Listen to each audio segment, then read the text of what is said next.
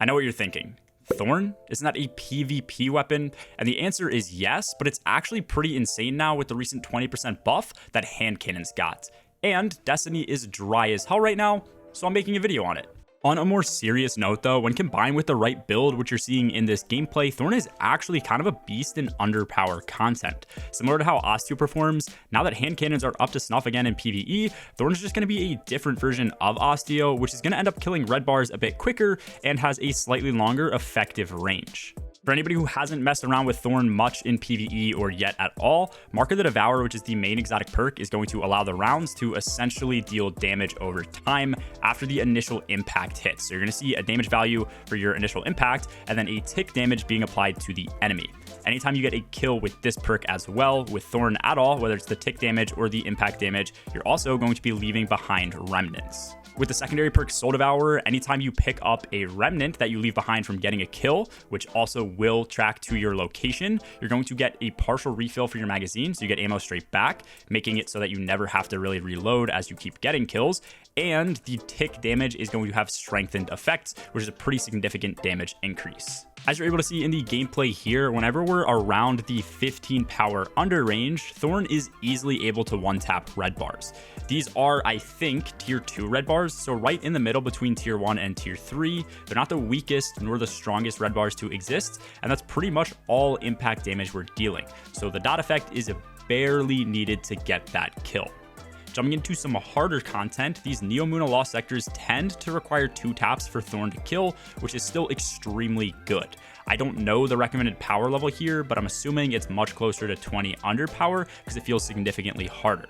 But when you do have the increased dot damage from Soul Devourer remnants that you pick up, then one tapping is possible. You're just going to need to wait for that damage over time effect to kill the ad. So in any situation where you're killing a bulk of ads, it's pretty ideal because you don't need to spam shoot until each individual thing dies. If you hit something once, you know it will tick to death. And then in this build and most other poison spreading builds, you're always going to be running Necrotic Grips. This says damaging combatants poisons them, but I think you have to use a melee attack to poison them. But that doesn't matter because we're using the poison from Thorn to actually apply that to enemies. So then when they die, that's going to then spread that poison anyway, since it's already applied. So we essentially don't need to use our melee. This is just buffing Thorn. The very last thing that makes Thorn great for this setup we have here is the Weaver's Trance buff that's built into the Strand subclass. This creates a secondary explosion that suspends enemies on each kill we get. So you're going to see 2 green AoE effects spreading to enemies each time we're getting a kill. The first is from Necrotics, as I just covered, spreading the poison damage supplied from Thorn, and the second is from our Shackle Grenades and Aspect we're using, which are immobilizing these enemies as well. If you end up looking at my grenade, whenever we are taking this build up against tankier enemies as well, our poison is going to last much longer. So that means we are always dealing damage to something. And as I'll be covering later in the video, one of our fragments gives grenade energy back as we deal damage. The only downside, in my opinion, to Thorn is that the reload is really slow. Obviously, a loader mod helps out, but the major upside to this being the only negative is with remnants, you never need to reload. Each kill, which requires 1 to 2 bullets, will spawn in a remnant and then return 4 ammo on pickup. Plus, as I mentioned, they track to you, so you are constantly able to just shoot without reloading, making the build come pretty full circle.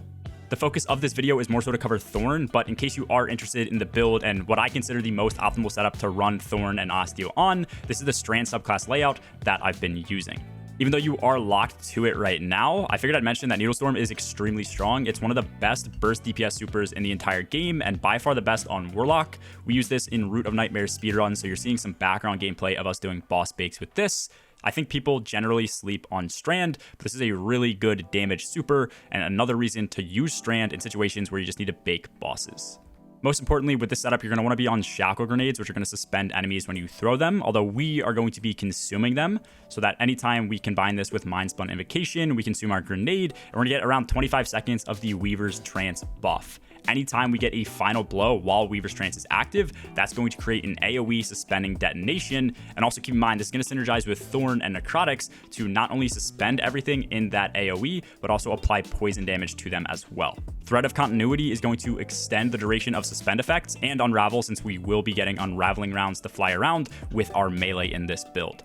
Threat of Generation is going to be needed with tick damage weapons like Thorn, Osteo, or even just using Necrotics. This is going to give you a massive increase to your grenade regen rate since you're always dealing damage to get that regen proccing. Threat of Warding just makes us a walking tank. Anytime we pick up an Orb of Power, we get Woven Mail, which is going to be 10 seconds of a 60% damage resistance, which we can pretty much maintain infinitely since we're always making orbs. Lastly, Threat of Evolution increases the Threadling's damage. This is needed for Needlestorm to hit its max damage potential, so make sure you have this on, especially if you're using your super for damage and boss bakes. I'm not going to cover every single mod that I was running in this build, but you can see them all right here. Most notably, make sure you're running Kinetic Siphon so that Thorn kills are going to spawn in Orbs of Power for you to pick up and then proc Woven Mail. And then with picking up those orbs, Recuperation procs giving us 70 HP back each orb we pick up. And then also Innervation is going to give us a percentage of our grenade back too.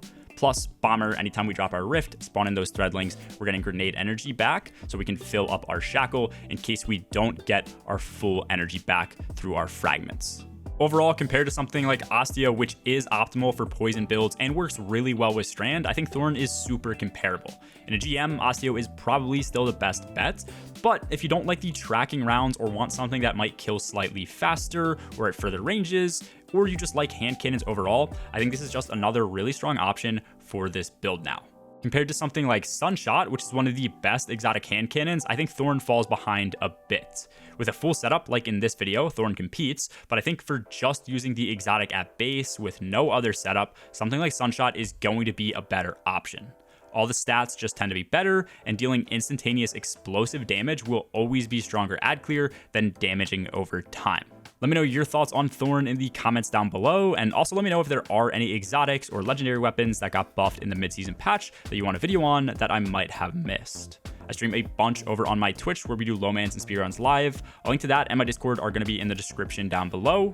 As always, have a good one, guys. Peace.